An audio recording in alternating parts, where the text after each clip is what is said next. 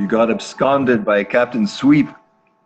Yeah, I've been pirated. I can close this Facebook thing because I got you and a whole other thing. I can just close this other way. I'm right now in Duncan, BC, Canada. So we're 2 time zones off? It's about 10:30 here. Okay, and it's 1:30 here. So so you're west. Okay, I got you. And where are you? East coast of U.S., New England, Massachusetts. Really? I'm in Nantucket, 30 miles out to sea where pirates still live. Arr. Yeah. So that said, wow. Yeah. It's like where to begin. Okay. I'm a storyteller. I got into all this through as a screenwriter and um, just followed. I don't need to give you the backstory. Maybe that's another time. It's interesting, but as I'm sure yours is, I'm just saying what we have principally going on in this moment is um, kind of gathering of, as you put it, life works that are parts of a greater whole. And that in the that through the wisdom of teams, to quote a book on the bookshelf here, we're establishing a timeless context. Um, I identify myself as a framer. The frame that I'm offering, I shared with you the origin of the yin yang, and understand it as a game board to that every year a new edition of that same game board. And the parts of that, the 24 moves around the time zone, that the man-made time zones, the map itself is a connection between man-made time and natural time. The time zones are linear, and the yin-yang is nonlinear. So in essence, we're expanding the definition of real time to include nonlinear time, which has always been the case. Nobody's inventing anything new here, but it's a framing process of, has to do with timing, obviously, and the way consciousness is evolving and how we're becoming parts of it by coming together on this surface. You just brought me to a new surface. This has never been possible before, to state the obvious. So the way to synthesize it all down into the practical, I'm a student of Buckminster Fuller, of Joseph Campbell, I understand it through Campbell saying we need a new collective mythology. We're living in a mythology that doesn't relate to us, and so there's an identity crisis going on, he said in the early 90s before he died. So I see it as a storytelling, as the gift of story.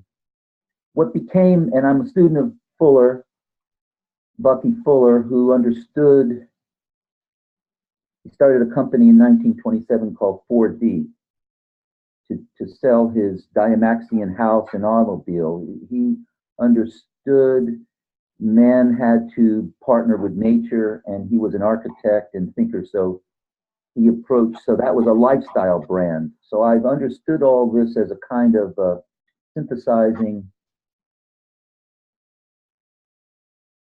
I don't need to go through my process. The end result is, it brings us to the moment, is the question, what can a library be in the 21st century? The library is a timeless place, it's a public utility, and it's a non-dogmatic zone because it can hold all dogmas, so it transcends dogmas in a sense. It's a place that, sanctuary, it's understood around the world as being something that, where knowledge is shared and idea. And so what can a library be in the 21st century with the surfaces we have? How can we orchestrate a timeless place on the internet that we identify not through our Facebook profiles, but through the books that we choose to identify who we are, create a portrait of who we are, let's say.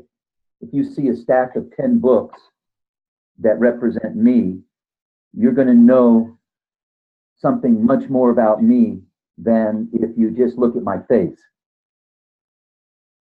That's all fine, but I'm just trying to clarify the purpose of this utility, of this next step. Wouldn't have been possible without Facebook. And what's this organic growth that's coming out of this Facebook interaction of speeding up the exchange of information, right? And knowledge. And then certain people, kindred spirits, find their way to each other through ideas that they're sharing, and what does it all become? So here we are. So the game board, I'm just trying to cut to the chase because you're giving me 10 minutes. So the game board grounds natural time, something that's, as long as there's been day and night, this has been true and always will be. So it's a given, it's a true fact of life. And so creating how to bring this out and disperse it and get youth involved in it, it's all about giving them the tools to lead, right? You know, let the children lead. And you and I are digital primitives, and these kids are digital natives. And the idea is that in the present moment, in free space, as I call it,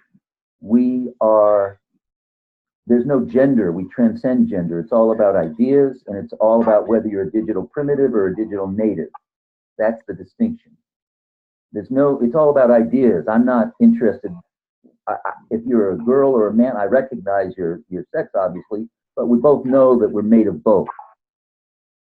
The duality thing. So it's a way to transcend all that other stuff from the past that we inherited, but not judge it in any other way other than to say, there are no mistakes. It all had to happen this way to bring us to where we are now. Now, what can we do together? It's very much a proactive, positive message that we're talking about and distilling. So the game board and the 24 time zones that go around the board create every year a new edition of selections from this library: books, music, games, movies. And there's a dice involved, so it's a random thing. And you go to each time zone to complete this as a rite of passage, in a sense, and meet people like yourself. Each of us have a gate and a game. Your gate is your studio. Your studio is your utopia. We're connecting utopias in a way. Fuller wrote a book called Utopia or Oblivion. He's a pre-digital thinker, and I asked the question, what would Fuller do if he were here now? So I took a drawing that he made in 1927 that showed the Earth and the true north, and there was a circle he drew and a broadcast tower coming out of the top, and I added a layer to that map and covered the circle in green felt to symbolize a green felt covered round table. This is where we meet. And it's there strategically because all time zones come there in equal measure. So it's equal access to you, whoever you are and wherever you are. As long as you have an imagination, you can come. And so I have a whole story around this that's the intro to the game. And the game board is like I said, a Russian doll. It's a frame that introduces the player to many other games that people like yourself are making. So it's a kind of a presentation of what's going on out there. What a library, I see it all as a global, think global, act local, which was another Fuller phrase. And each time zone is a kind of local, and it's an integration of linear and nonlinear time, as I said before, introducing, and I don't need to go into the whole detail of the game, but you get the drift. And it's the same game board, and we're in the same now together, but no two journeys or games people to move around the game board enter your gate, and they sample your game, and they respond to it. And through the response, they get to move to the next move. But each person may take a much longer time going down your trail. It's a through line of a trail that has many tributaries. So if you see a figure eight, it's like a figure eight. Each of us have our own tributaries, our own trails. And so it's a trail, a master trail that introduces all kinds of other trails. That's so your game is a game that people can play that furthers the whole thing. And people may spend the next month or 2 months just in your game before they move to the next move, go to the next move. Or they may just sample it in the most minimal way, respond and move on to the next thing. It's all about choice.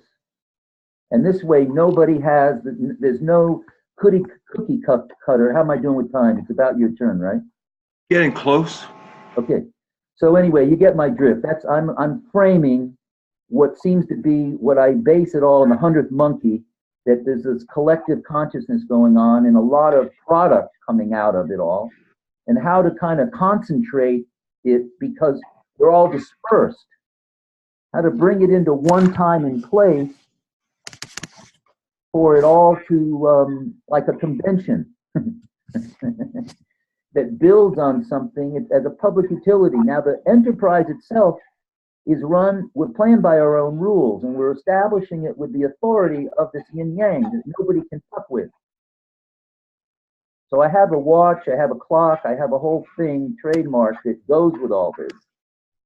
So it's all about staying timeless and being in the present moment. That's the move, and that's a kind of responsible response to the shit that's going on now. So it's beating them in a way at their own game and inverting the box and it's not throwing the box away, the box remains. We need linear time, but we also need nonlinear time. And we have a nonlinear infrastructure to incorporate the nonlinear time. It's the next logical step. So I'm talking about timeless common sense. And this is stuff kids will understand and run with.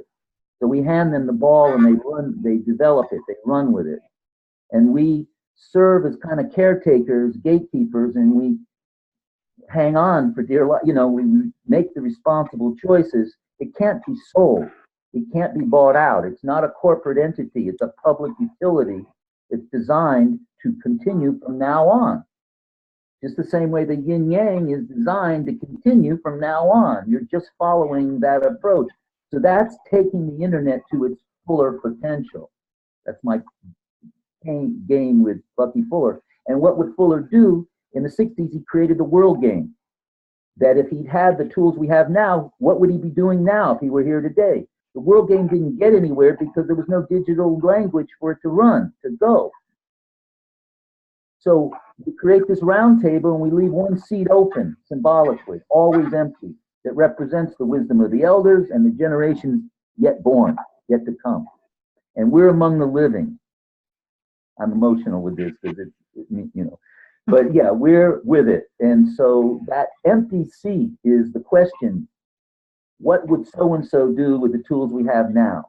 We recognize, acknowledge, and show gratitude for the opportunity we have, and we do the most we can with it. Okay, that's my hit now. You're on.